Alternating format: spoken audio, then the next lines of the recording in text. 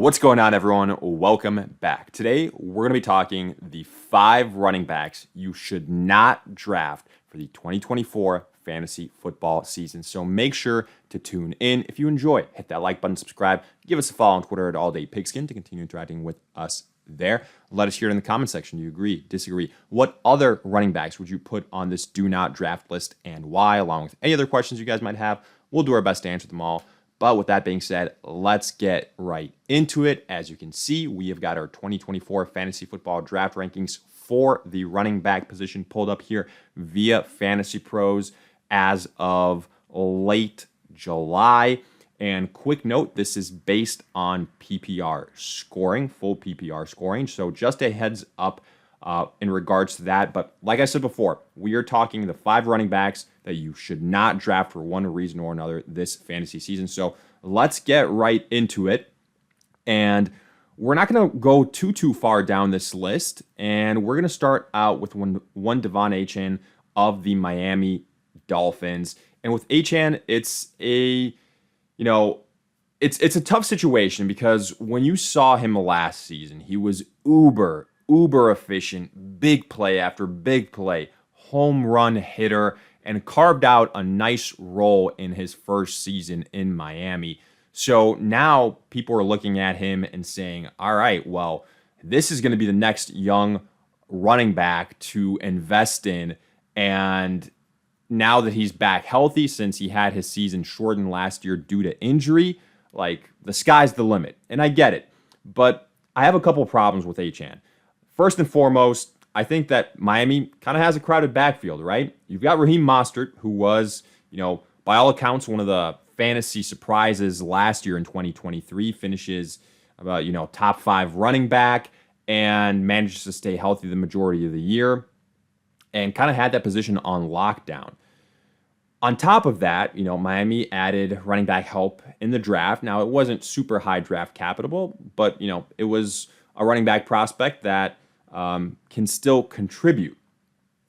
On top of this, I look at the coaches in Miami, and to me, I think it's a situation where they come, I've said this before, from the San Francisco head coaching tree, where before Christian McCaffrey, they used kind of hot hand approach, running backs by rotation, and I'm just a little bit skeptical of whether it's Mostert, whether it's Achane, whoever it is here in this current Miami backfield, that one of these guys is going to be a pure volume dude. And when you look at the Miami running backs, by far and away, Achane is the highest ranked one out of all of them. Comes in as the running back 11, so as a top 12 running back, and you see him as a second round selection more often than not. So that's the other issue I have here. He carries a pretty high draft price, so a second round selection. I think there's other safer running backs that you can get later on, in fact, in the 3rd round. But to me, I also look at him and I got to think, sure, in 2023, it was great. He was doing everything you wanted on limited snaps. And he did carve out a bigger role, and he will get more opportunities in 2024. But what happens if that efficiency and that home run hitting doesn't translate 100% from 2023 to 2024? All of a sudden, those 10+ yard rushes go to 3-4 yards or even less, and you don't see as many 50+ yard touchdowns. That's what scares me here. Also, you've still got a capable guy in Raheem Mostert, like I said. You've got coaches that aren't afraid to swap out the running back position. So all those things, coupled with the draft price, I find myself passing on Achane. Now, obviously, there's going to be points in time, if the value is just too good to pass up, you're going to take a chance on the guy. But right now, when you couple it with the second round price tag more often than not, that's why I want to bring him up in particular. But let's move on here to the number 2 name on our list, and we don't have to look far. It's Derrick Henry of the Baltimore Ravens. Now, disclaimer, remember when I said this is based on PPR scoring?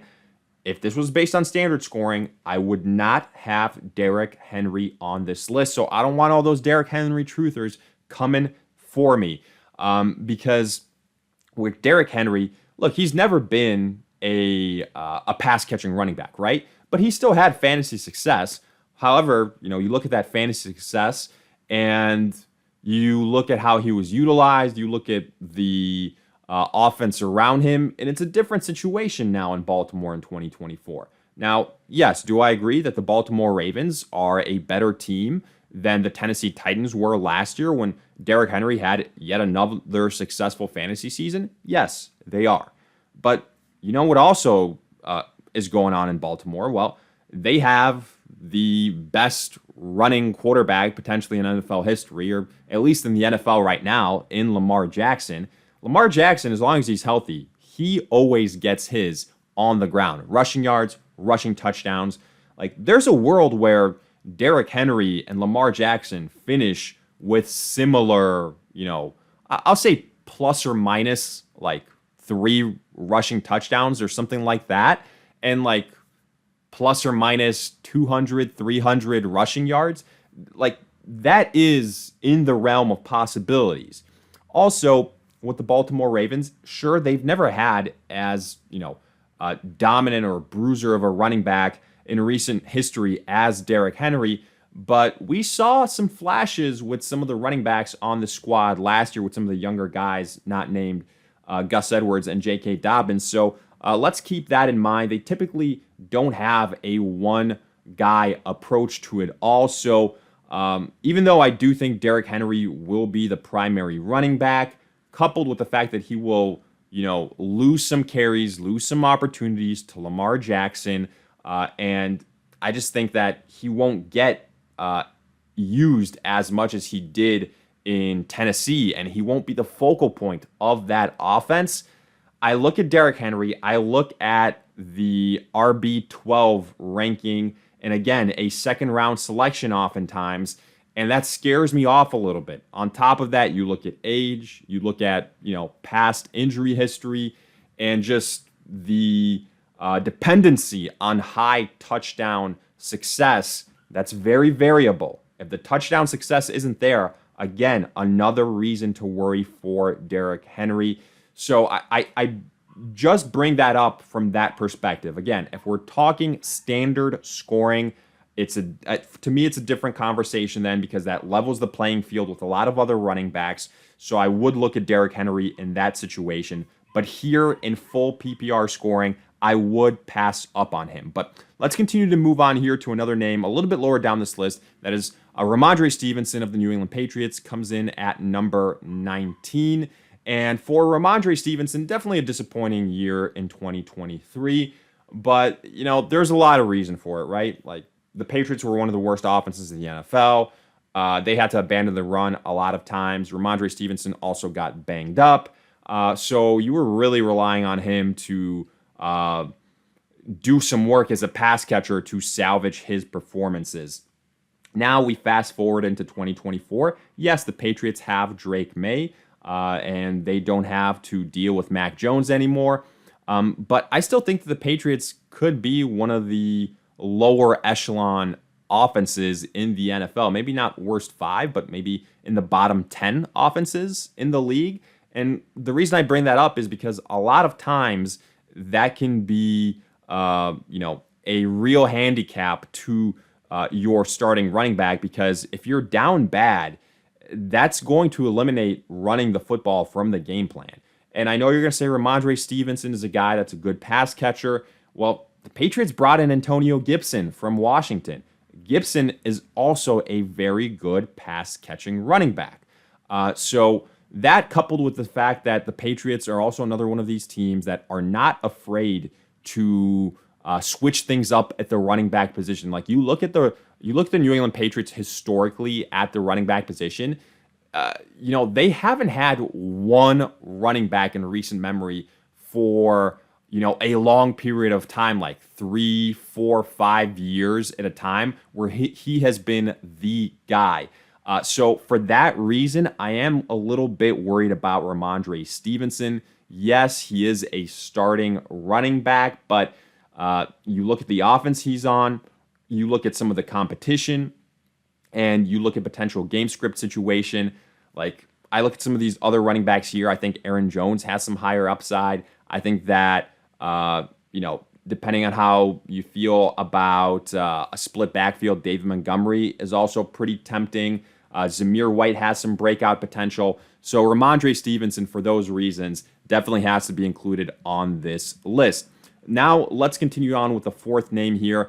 I'm going to say it's Jaylen Warren, but honestly, this could be Jaylen Warren / Najee Harris. They're ranked one right after the other. Warren is at 24. Najee Harris is at 25, both obviously on the Pittsburgh Steelers. And the reason I bring them up here is because we have got a full-on running back by committee in Pittsburgh. And, it's not one of those running back by committees where one of the guys has, the feature role locked down like we do in Detroit with Jahmyr Gibbs and David Montgomery, where we know where both those guys stand. With the Steelers, I think this is as close to 50-50 as you can get. One week it's going to be Warren. Another week it's going to be Najee Harris. So to me, I just don't want to play that game of it all of who's he going to be week one, who's he going to be week two. On top of that, look, depending on the quarterback situation, if it's Justin Fields that wins out the starting quarterback spot for the Pittsburgh Steelers, the guy's a rushing quarterback. He's going to take away opportunities for the Pittsburgh Steelers. So let's keep that in mind. I do think they did improve their offensive line, but the offensive line has had issues for the Pittsburgh Steelers in recent years.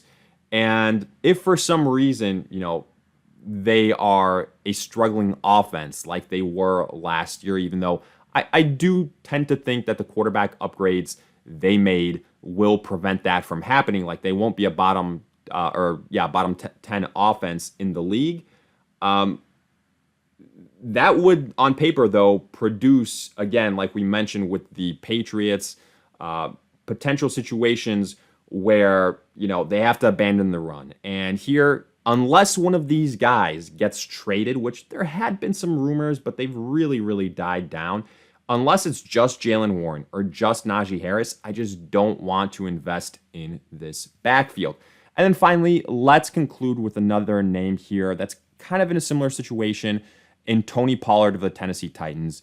We were all, very hyped up about Tony Pollard in 2023 with Ezekiel Elliott being kind of let go and moved on from by the Dallas Cowboys because the year prior, Tony Pollard had looked spectacular in that split backfield situation. But then as the number one guy, it just didn't work out. Now, he kind of returns to that potential split backfield situation with the Tennessee Titans. The reason I say that is because you've got Spears there as, the number two. Some people think he could be the number one. But I think that with Tony Pollard, we saw that he's better fit for that, tandem role with the running backs. I also think the Tennessee Titans, from an offensive line perspective, they aren't as good as the Dallas Cowboys, even though the Dallas Cowboys have taken a step back from years prior. I like the Tennessee Titans. They did invest a little bit in the offensive line, but again, I just don't think it's going to be an overnight thing where that returns to being their strength and they just feature the run over and over and over. That coupled with Will Levis being the quarterback there,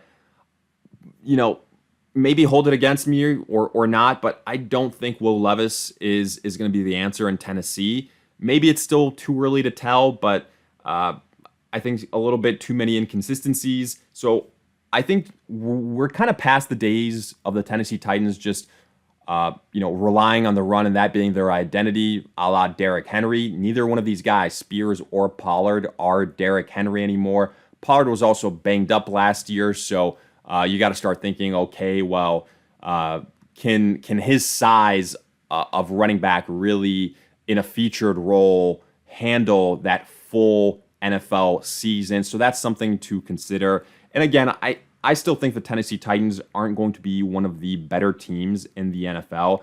That's why both Pollard and Spears scare me. I think there's better running backs to target here in this range. Like, I think Raheem Mostert as a potential number 2 in Miami. I think Zach Moss has some serious breakout potential in Cincinnati. I think that Jerome Ford in Cleveland with us not knowing the situation of Nick Chubb.